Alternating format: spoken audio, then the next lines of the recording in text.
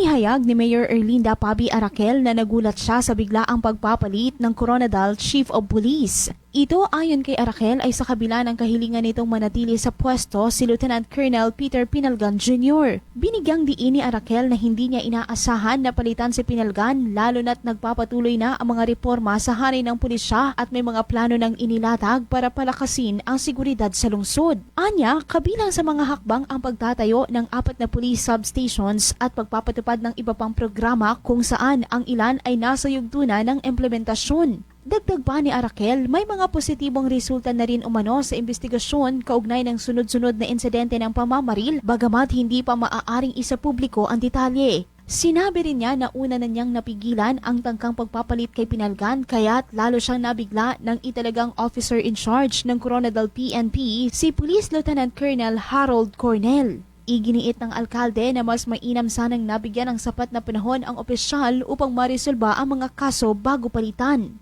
Sa kabila nito, sinabi ni Arakel na handa siyang tanggapin ang magiging desisyon ng mas mataas na otoridad at umaasang ang itatalagang opisyal ay makatutulong sa pagpapatibay ng kapayapaan at kaayusan sa Coronadal City. Nakibot ako because during flag ceremony, klaro ang akong statement. Hindi ko kailangan ng bagong chief of police. No? What I need is siguro gamay nga reforma within sa PNP. Then ang isa din nga ako nga challenge sabi, paano natin makuha ang support ng tao nga mag-cooperate like ang serye ng shooting incidents diri sa Coronadal City. Grace Toreta, NDBC, Bida Balita.